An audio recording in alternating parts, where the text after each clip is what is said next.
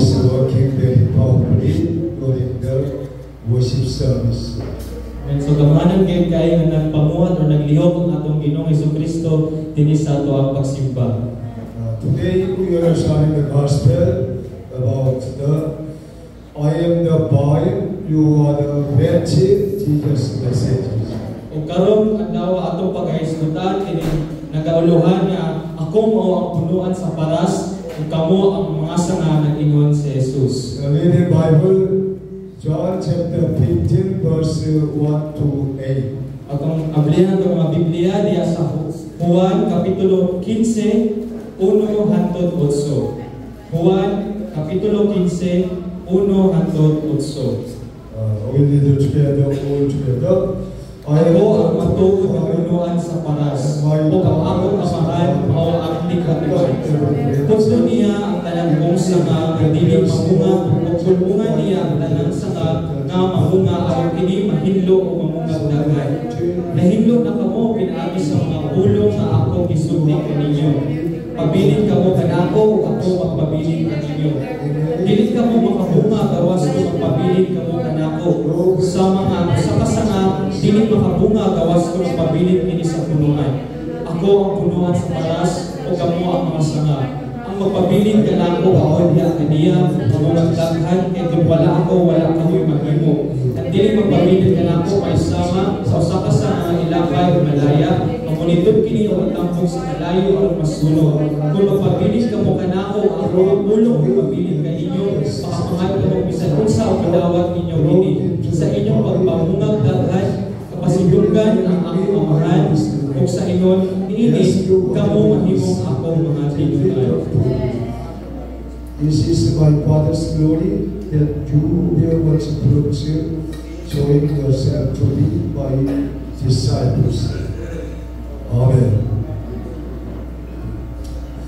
We often see farmers bind up the branches of the grapevines on the support made with wire or wood. Kanunay kitang nakakita og mga pag-uuma nga nagbugos dayon og mga sanga gikan sa mga ubas o kini ila gayud nga isuportaan pinaagi gayon sa mga alambre or sa mga kahoy. The branches always bear grapes instead of the vines. So ang mga sanga kanunay gayud namunga og mga ubas o dili kayong mga sanga. That's why the farmer take a good care of the branches to make sure they are supported so that all fruit can come on the branches safely. Og mao nang ang mga mag-uuma kanunay gayud nga nag-amping kanunay sa mga sanga aron ilang masiguro ang na ilang isuportaan aron kini mamunga gayud o kini magabitay ang mga ubas dito sa mga sanga niini. Jesus said, God is my power, Jesus is the vine, and we are the branches. Nag-ingon si Jesus nga ang Dios mao ang atong mag-uuma o si Jesus mao ang ubas o punuan o kita mao ang mga sanga. The vine supplies water and nourishment to the branches, but the branches make flower blooms and bear fruit. It is all believers are the branches. Og ang punuan kini kay naghatag og supply og tubig og tubig o pagkaon sa mga sanga o ang mga sanga niini naghimo nga ang mga bulak namulak o kini namunga o mga bunga o na ang tanang mga magtotoo mao ang mga sanga. The Lord is telling us that the life of the believers bears the grapes of the heavens. So ang Dios nag-ingon kanato nga ang kinabuhi sa mga magtotoo kini kay namunga o mga ubas dito sa langit. Just as no branch can bear fruit by itself, it must remain in the vine. Apart from the Lord, you can do nothing. Sama nga ang sanga dili kay makabunga sa iyang kaugalingon niini apan kini kinahanglan magpabiling sa punuan kay kun wala ang Dios wala gid kamoy mahimo. The Lord can exist forever by Himself, but we must remain in the Lord to bear much fruit.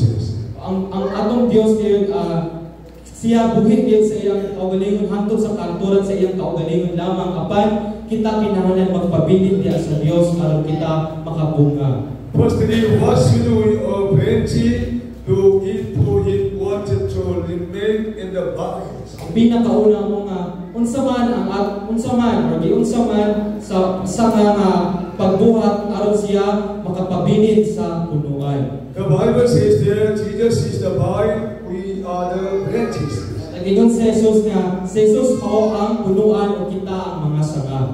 Apostle Paul says that the church is the body of Jesus Christ. O si Apostoles Pablo sa nag-ingon nga ang simbahan o ang lawas ni Jesucristo. So we must belong to the physical vine, the churches. O kinahanglan kitang maiya gikan sa pisikal nga punuan ng mao ang simbahan. Bible says in Colossians chapter 1 verse 18. Nag-ingon diri sa Colosas kapitulo 1 bersikulo 18. Jesus Christ is the head of the body, the church.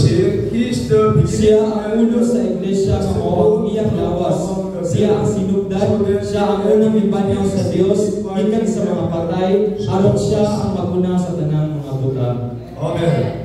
What the Bible says in Ephesians chapter 2, 21 to 22. Ug nag-ingon usab dinhi sa Efeso kapitulo 2, 21 hangtod 22. Efeso 2:21 hangtod 22. Pinakita niya, itupod ang tibuok balay, hangtod na mahimo kitang bala ang templo sa Ginoo. Uban sa tanang pagtotoo, kamuusap, hiniusap adto kaniya, dili nagpuyo ang Dios, pinaagi sa iyang Espiritu. God lives by Spirit. Amen.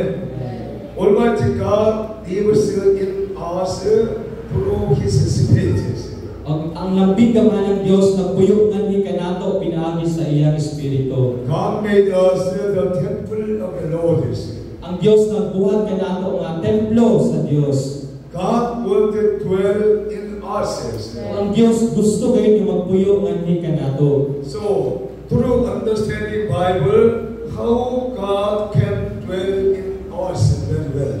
Pinaagi sa pagsabot gayud sa pulong sa Ginoo, kung giunsa sa Dios pagpuyo dinhi kanato. So we must act with the sincerity as Christians.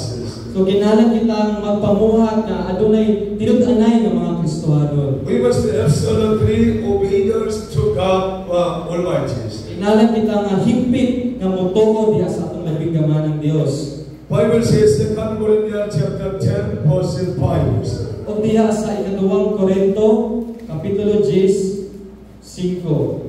Ikaduhang Korinto kapitulo 10 bersikulo 5. We demolish the argument and every pretension that ibukan namo ang tanang babag na gigamit sa mapagarbuhon batok sa kaypalo ay tungod sa Dios o ibihag namo ang tanang una-una o pasunod kang Kristo. Amen. We must die ourselves, our desire with Christ Jesus on the cross, and then Jesus Christ can dwell in us. Una kinahanglan nato nga bagyon ang tanan nga mga timuha dinhi sa atong kaugalingon aron ang Dios makahimo pagpuyo nganhi kanato. That's why Apostle Paul emphasized, I have been crucified with Christ Jesus.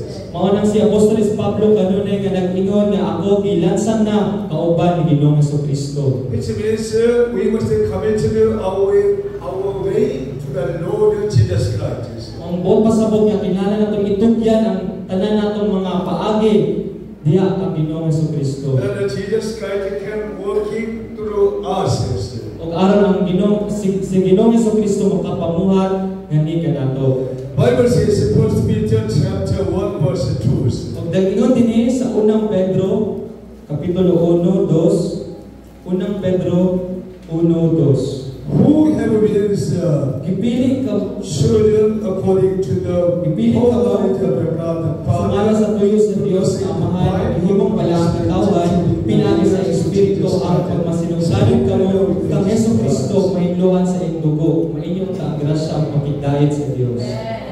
God made us holy people sanctified by the blood of Jesus Christ. Ang Dios nagbuhat o naghimo kay kanato mga balaang katawhan pinaagi sa paghidlok kanato pinaagi sa iyang dugo. Through understanding Bible, we will be set free in our lives. Kung pinaagi kayo sa pagsabot sa Biblia, kita kayo maghimo nga adunay kagawasan sa atong kinabuhi. They can do work of God and will sacrifice for Jesus Christ, for Christ, for church, for the another ones. So makahimo sila pagpamuhat sa mga buluhaton sa simbahan na maayo kaayo sa pagsakripisyo sa ilang mga oras sa simbahan o sa bisan unsang butang. These are the meaning born again Christians. Mo kini ang mga buot pasabot ng mga tawo nga natawag pag-usab ng mga Kristohano. Born again Christians sacrifice for the church, for the people, for the neighbor, for the friends. Ang mga natawag pag-usab ng mga Kristohanon o nga ilang sakripisyo ang ilang mga kaugalingon sa simbahan or bisan sa mga tawo. So that's why Jesus says you must be born again with the word of God and the Holy Spirit. O nang si Yesu Cristo ang inyong kinahanglan kang matawag pag-usab sa Espiritu o sa pulong sa Dios. Believe and trust in the word of God, Bible says. Tuuhi o saligi ang pulong sa Dios. John chapter 3:36 says. Nag-ingon din sa Juan kapitulo 3 versikulo 36. Whoever believes in Son, ang motubo sa anak may kinabuhing dayon. Ang panangdiling motubo sa anak, dili makapatulog sa kinabuhing dayon. O pagpilit noon, taniya ang kapumot sa Dios hangtod sa kahangturan. Amen.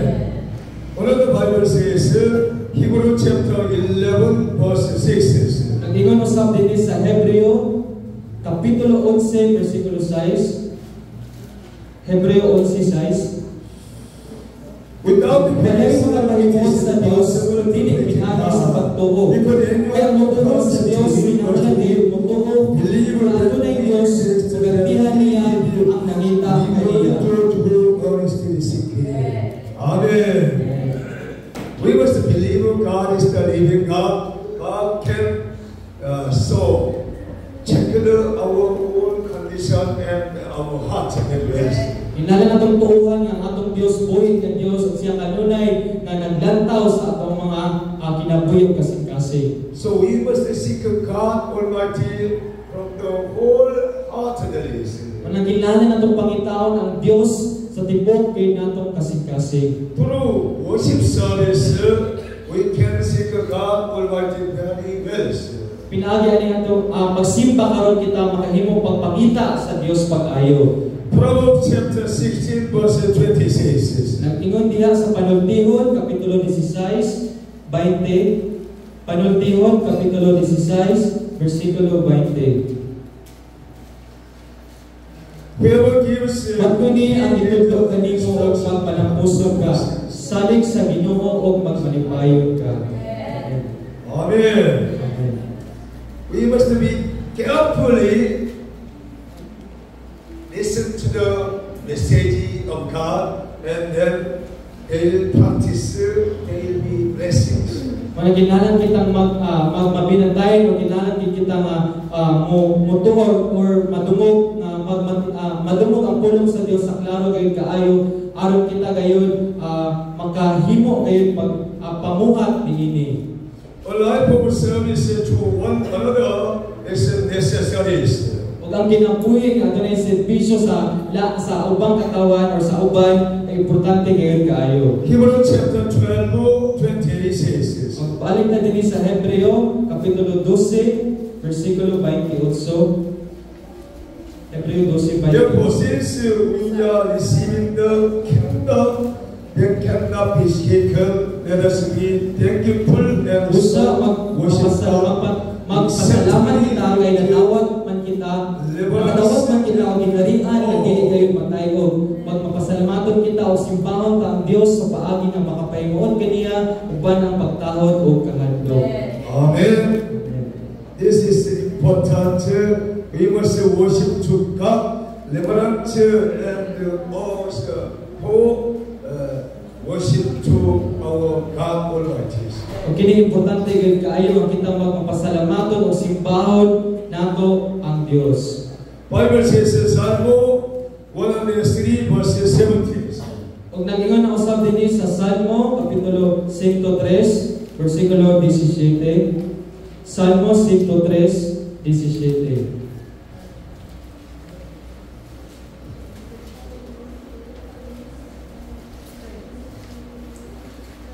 But from the everlasting to everlasting, awan ang gugma sa Ginoo kanila nga nagpasidungog kaniya, mutunhay hangtod sa sangtuan. Ulugkad ang iyang kaayo sa tanang kaliwatan. Children. Amen. So, we must fear the Lord Almighty God and Jesus Christ. Muna kailangan kitang naay kahadlok diya sa atong napigaman ng Dios o ni Ginoong Jesucristo. And then we can receive the wisdom of God, all blessing from Heavenly Father God. Ug atong madawat kayo ng panalangin sa Dios o tanang mga panalangin kayo nga gikan sa langit ng Amahan. Spiritually, we need to pray and be filled with the Holy Spirit. O sa espirituhanon ng pag-ampo kita kinahanglan mapuno kayo sa balaang espiritu. Bible says in Psalm 34 verse 15. Nangingon usab diri sa mga kapitulo sa Salmo 34. Salmo 34 versikulo 15. The eyes of the Lord are on the righteous, and His ears are attentive to their cries. Bantayan sa Ginoo ang matarong ug dunggon niya ang ilang pagtuaw. Amen. So you must very carefully attention our eyes, ears to the Lord God and the Holy Spirit. Kailangan kitang magpabinantayon sa atong mga mata, sa atong mga dalunggan sa pagpamati kayo pinaan sa balaang espiritu. And then Holy Spirit will help you, teach you, guide your lives. Ug ang balaang espiritu magatudlong, magatabang, magagiya kanimo. Because the Holy Spirit is the true God and the eternal God Almighty itself. Tungod kay ang balaang espiritu ang matuod nga Dios o siya gayud ang Dios sa iyang kawalingon. Romans chapter 8, 26 says, Ang diha sa Roma kapitulo 8 versikulo 26. in the same way, the Spirit help us in our weakness. We do not know what we ought to pray for. Sa samang paagi sa atong pagkahuyang, tabangan kita sa Espiritu, na hindi kita may balog sa pag-ampo. Ang Espiritu mismo mao ang maniyupo sa Dios alang kanato, uban sa mga pag-agulo nga dili kasaysay sa pulo. Number 2, why branches are cut off from the vines? O ikaduha, ngano nga ang mga sanga giputol gikan sa punuan sa ubas or sa John punuan. chapter 15 verse 2. Ang ingon diya sa Juan kapitulo 15 versikulo 2. Juan 15 because of the word I have spoken. Pudlo niya ang tanan kung sanga nga dili mamunga o pulpungan niya ang tanang sanga nga mamunga aron kini mahilo o mamunga dagan. Verse 6. Versikulo 6. If it would not remain in me, you are like Ang pili mo pagpiling karoko may sama sa usapan sa mga ilapay o malaya. Pamunitod kini o itambong sa kalayo aron masunog. Amen. If we do not remain in the Lord, in the Word, Almighty God pick up and put into the fire. O kung dili gid ka magpabiling sa Dios ug sa iyang pulong, ang atong Dios kayo magkuha kanimo og isugod gid ka sa kalayo. So, why people cut out from the vine? Because of the greediness. Ngano man nga ang mga sanga o mga tao kayo giputol sa mga sa punuan ini tungod sa pagkahakog. So nowadays many people have a greedy mind in their hearts.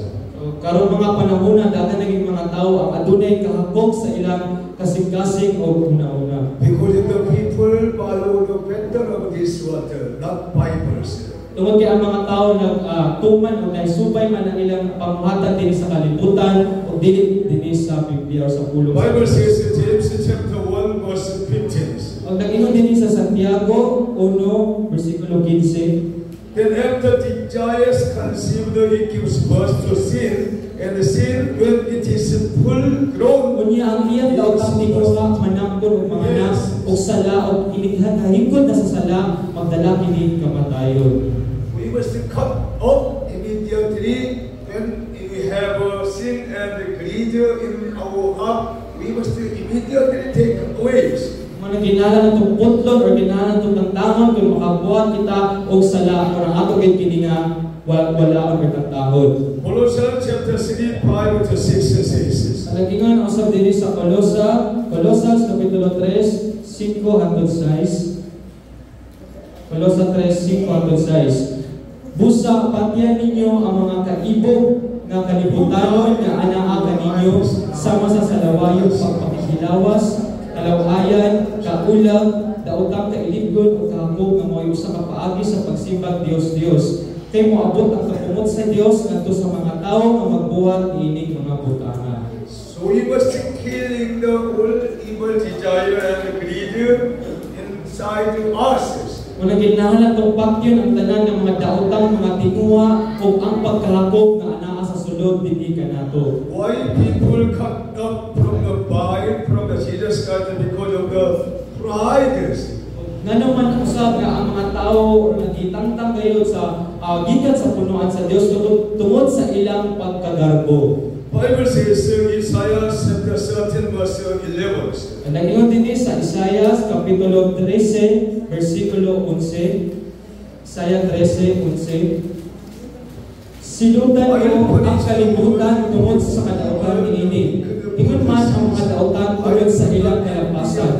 Tapuson ko ang garbo sa mga mapaytason o putlon ko ang pagkamapaytason sa mga walay kaluoy. Likewise, Almighty God take away pride persons. O sama ni ana nga ang atong Dios magtangtang gayud sa tanang mga garboso nga mga tao. That's why we must be humble like Jesus Christ. O natinala kitang magmapainam sanon sama ni Ginoong Jesucristo. Why people come up from the Jesus Christ because of the believers? O gano man ang mga tao na usab nga gitangtang gayud gikan diya Ginoong Jesucristo tungod sa ilang pagkawalay pagtuo. Bible says in Romans chapter 11, 20-21.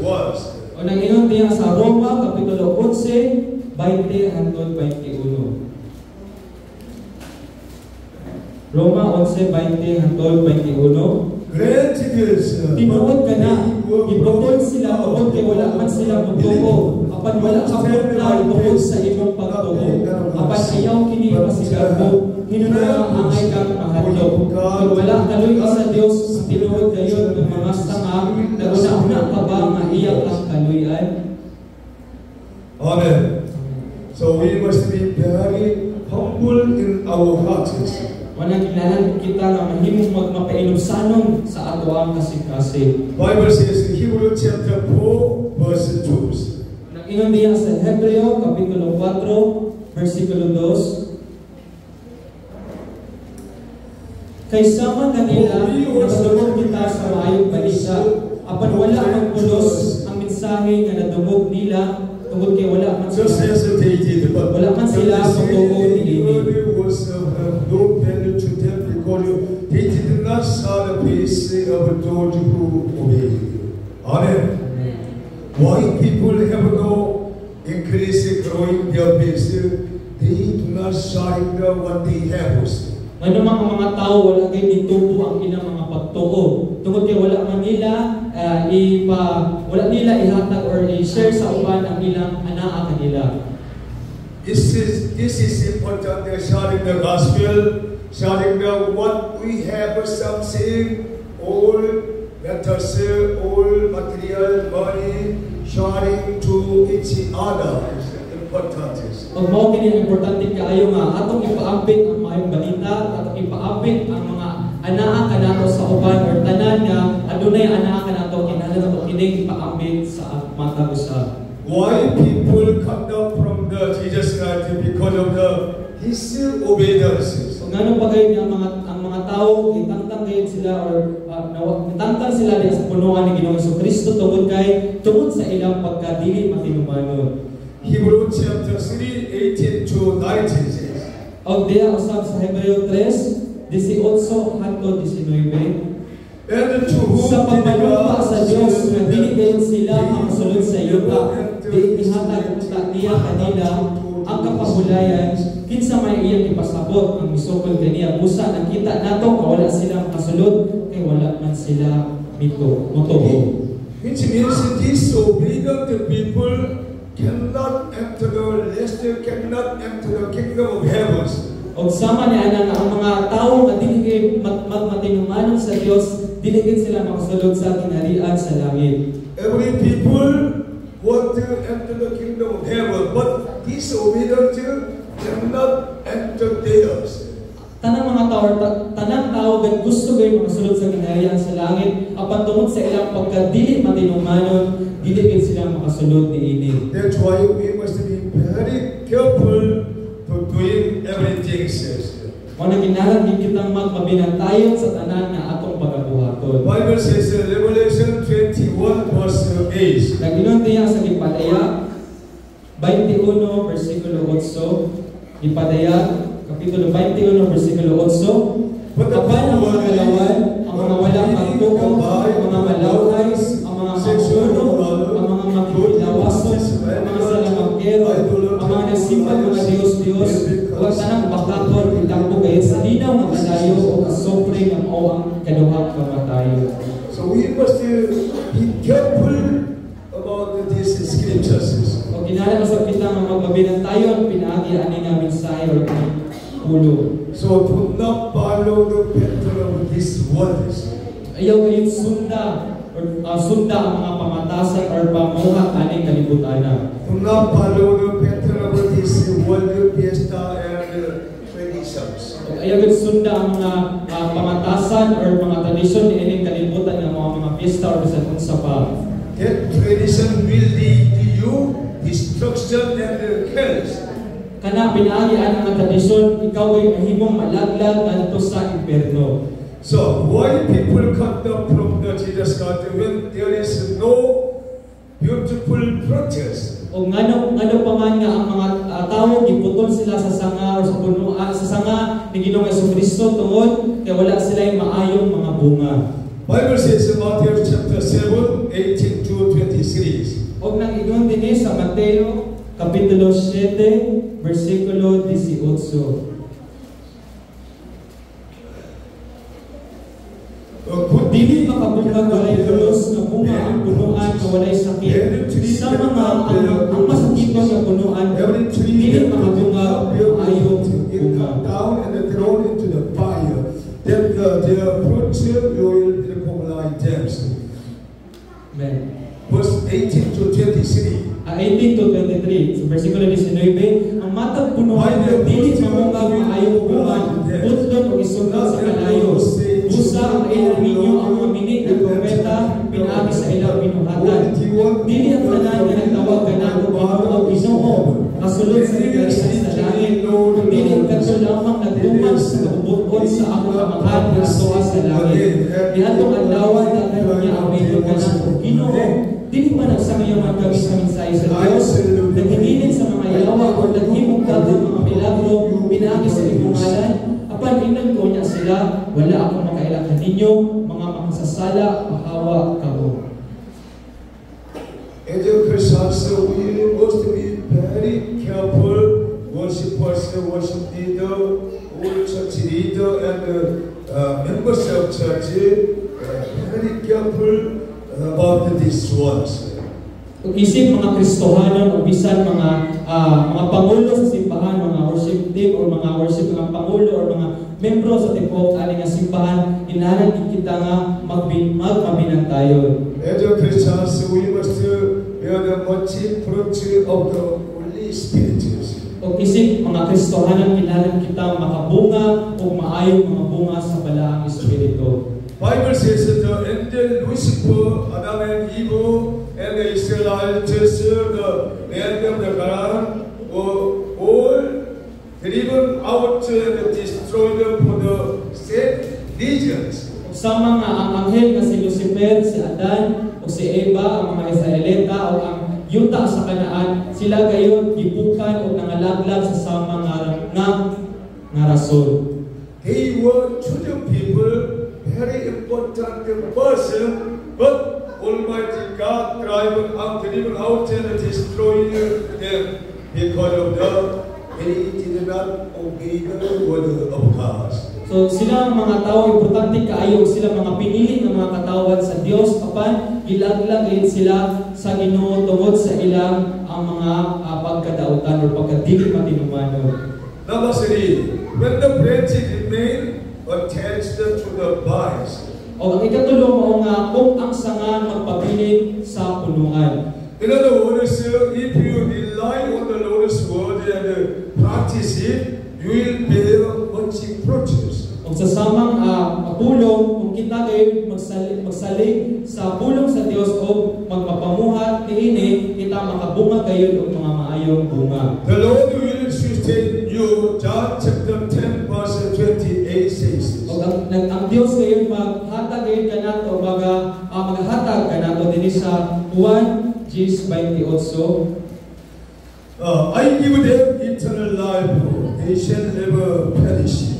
No one will snatch them out. Naghatag ako kanila sa kinabuhing dayon o dili na gayud sila mga matay o walay makaagaw kanila gikan kanako. That's why we must be careful, attentively listen to the message of God and Jesus Christ. Kinahanglan kita nga magpabinantayon nga kita mamati gayon sa pulong ni Ginoong Kristo. And then we must remind the message in our hearts. Kinahanglan sa kita nga mapahimangnuan sa mensahe sa Dios sa ato ang kasing-kasing. And then they will protection our life will guide you and help us. O sila gayon magaproteksyon, magagiya, magatabang sa ato ang kinabuhi. I have been experienced many times and fall into the temptation and discouraged downcasted. Si Pastor, kadaghanan din siya nga higayon na nakasinati siya, nalaglag siya sa temptasyon o siya na dismaya o na-dismaya. But the word of God protection my life very powerfully, and then I could overcome the all kind of situation difficult by facing all this. O ang Dios ngayon naghatag, nag-sustain or nagpadayon, pagprotektar, pag-iya ni Pastor sa paghimo niya, pagbuntog sa tanan ng mga kalisdanan o mga pagsulay. The Bible says, Psalm 55 verse 22. Og nag-ingon din sa Salmo kapitulo 55 versikulo 22. Salmo 55 versikulo 22. Atong basahon. Itugyan kang Yahweh ang imong mga kabalakan o dikunos kaniya. Dili kayo siya magtugon na mabuntog ang mga mataro. Amen. So we must cast your all things matters to the Lord. Kinahanglan natin itugyan ang tanan atong mga butang ngana lamang sa Ginoo. In other words, commit your way to the Lord. It says. O sa samang pulong ang sama niini nga itugyan ang tanan nimong kinabuhi ug paagi sa Ginoo. And then He will take care of your life. O siya kay mahimong bantayan kay niya ang imong kinabuhi. The Lord will pour out His grace upon us to the Bible, John chapter 15 verse 7. O ang Dios kayon, siya kayon nagbubo sa iyang grasya nganhi kanato dinhi sa Juan 15:7. If you remain in me, my word is in you. Ask whatever you will say, and it will be done for you. Kung pabilin mo kanako, ako mga bulong o pabilin ka ninyo, makapangayon bisan unsa o madawat ninyo ini. That's why every day and night reading Bible, memorize verse is very important. Remain in our through Holy Spirit and the Word of God. Manang sa matag adlaw, sa matag buntag o gabi, kinahanglan kitang mubasa sa iyang pulong o memorize sama niini o kita kinahanglan kanunay nga mapahimangnuan sa iyang pulong. The grace of the Lord can verse, Bible says, Romans chapter 3, 23 to 24. O ang grasya sa Dios hata o nagpupo gidri kanato dagingon dinhi sa Roma kapitulo 3 23 hangtod 24. All who have seen their reports of the ang salang tanan o hilayo sa imahe sa Dios apan pinaagi sa grasya nga gigasa sa Dios ngadto kanila mahimo silang matarong pinaagi kang Kristo Jesus nga nagluwas kanila. Amen. Amen. That's why we believe in Jesus Christ for the forgiveness of our sins, for the set free in our lives. Mao nang kita nito gayud sa ni Ginoong Jesucristo aron sa kapasaylohan sa atong sala o kita mahimong gawasnon. For the whole Bible understand in Titus chapter 3, 6 to 7 says. Nagingon dinhi sa Tito kapitulo 3 sa Dini sa Tito kapitulo 3 6 hangtod 7. Itong basahon, kay madagayaon gibuko sa Dios ang Espiritu Santo dinhi kanato pinaagi kang Hesukristo nga atong manluluwas. Pinaagi sa iyang grasya isipon kitang matarong sa Dios aron makapanagiya kita sa kinabuhing walay katapusan nga atong gipaabot. Amen. Amen. Will be washed by the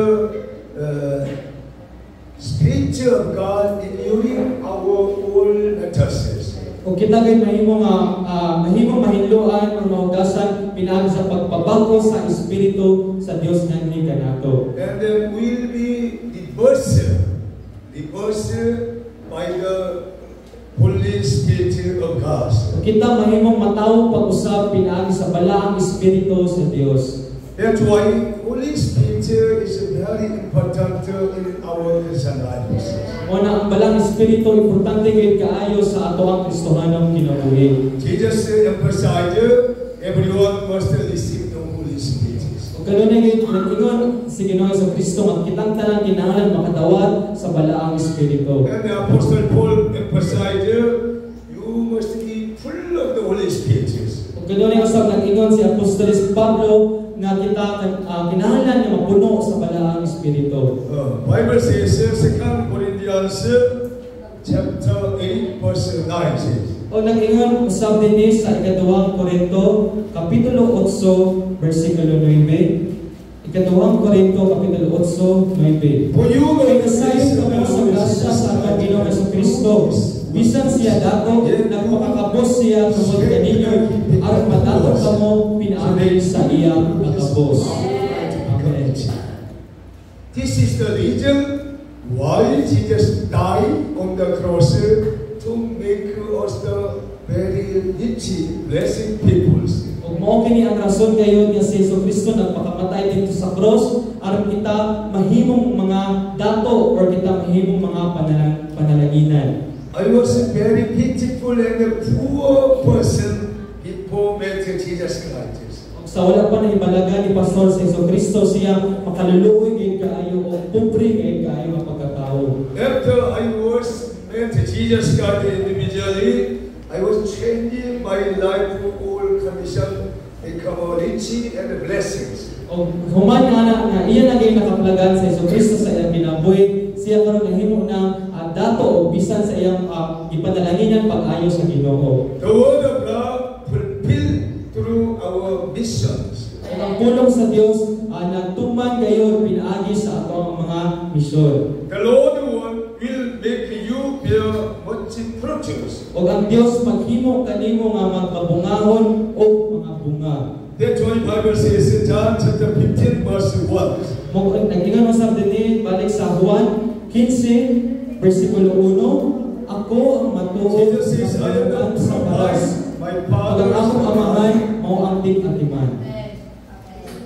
Father is the gardener and he want to cut no need branch cuttings. O ang amahan mo gayud sa ang tig-atiman o dili na pinaagi sa nga iya gayong iyang putlod. The Father want to remove the all your greed, evil desire, arrogance, unbelief, pride.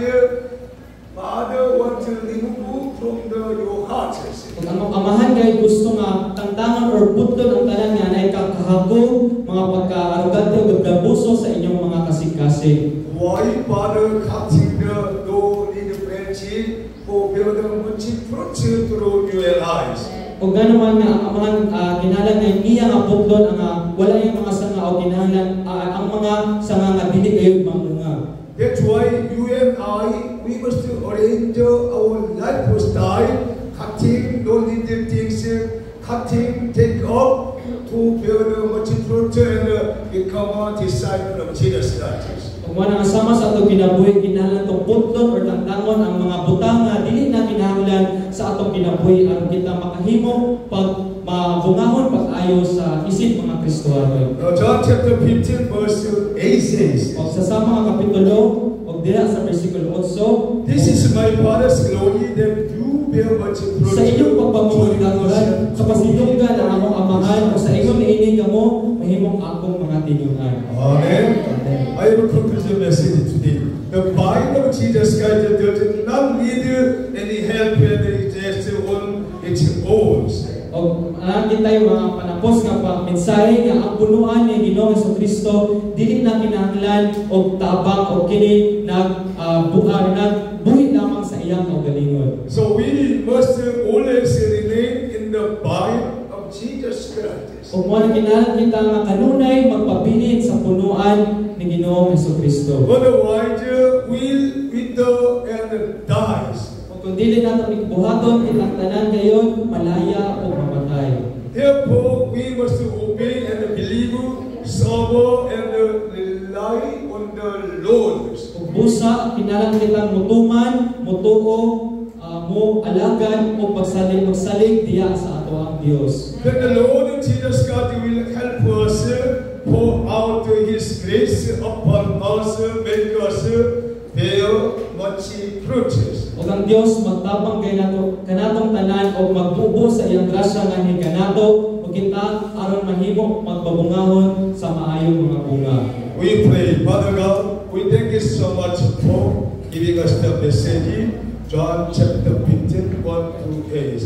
We are to be your fruit of the Holy Spirit and the good deed in our life. Help all our church members to make wonderful disciples through word of God and the prayer, keeping the word very fully, wholeheartedly. In Jesus' name we pray. Say Amen. May the Lord.